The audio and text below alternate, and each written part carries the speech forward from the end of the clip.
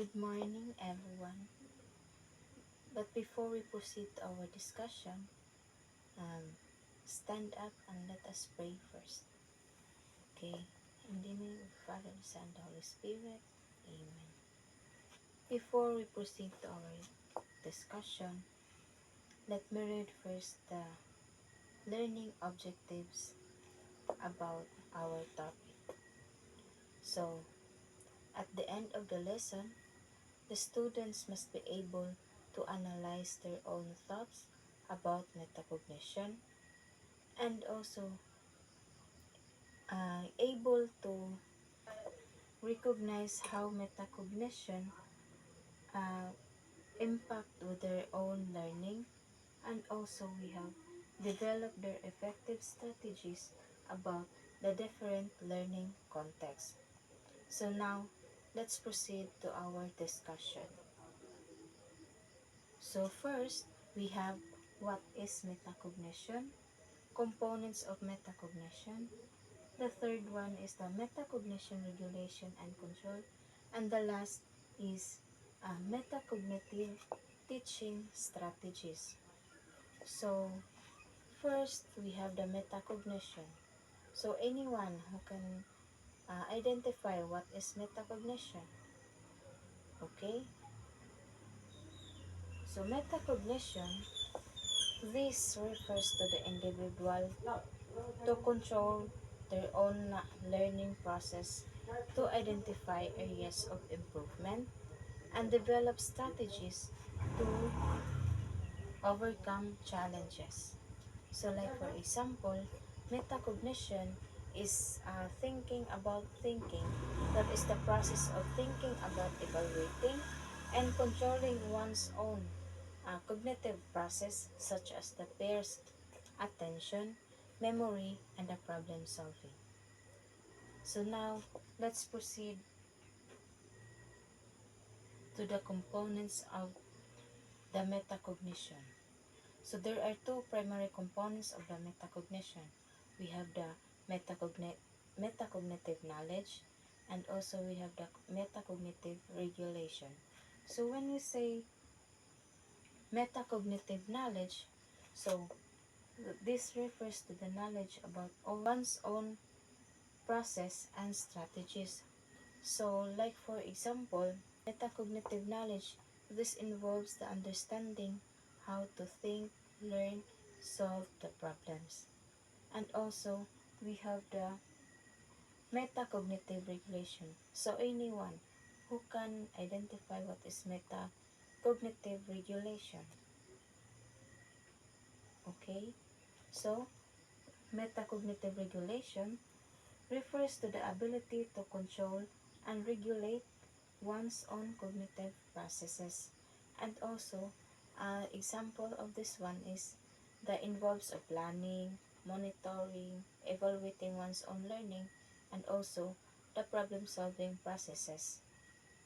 And we have the third one, the metacognitive regulation and control.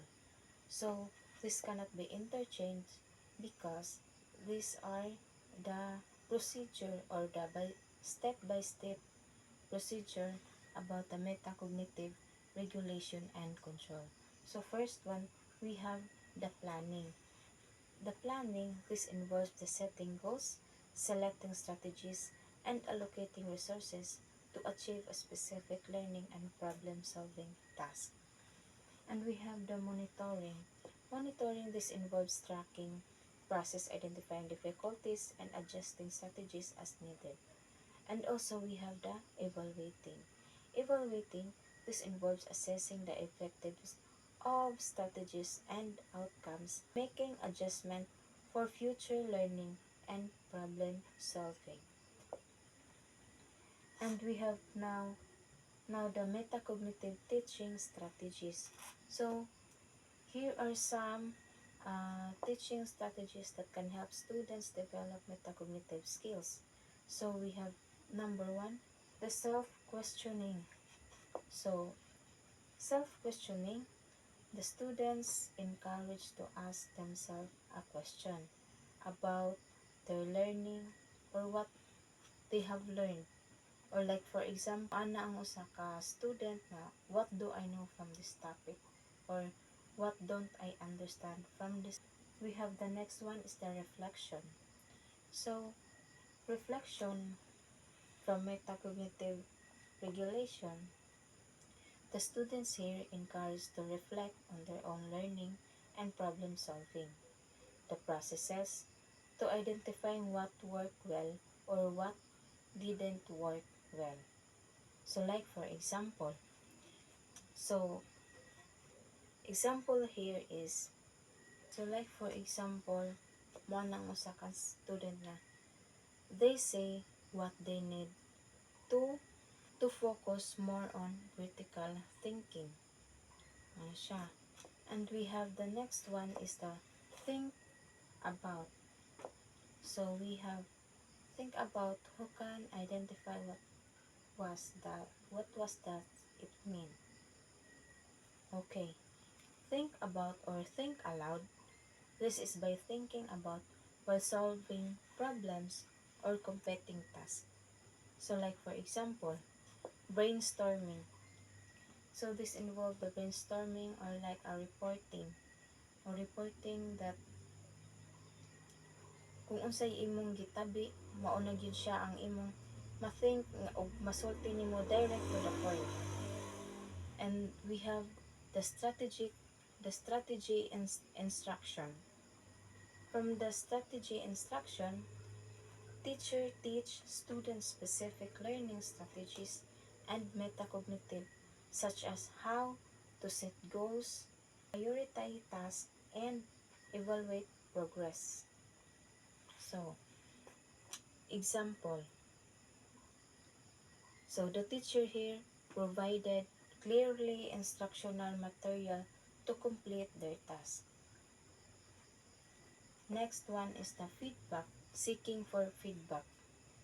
So, this encouraged the students to reflect on their own learning, problem solving, and to process and to identify areas for improvement. So, like for example, the teacher provided class instructions on their essay, suggesting ways to improve their writing.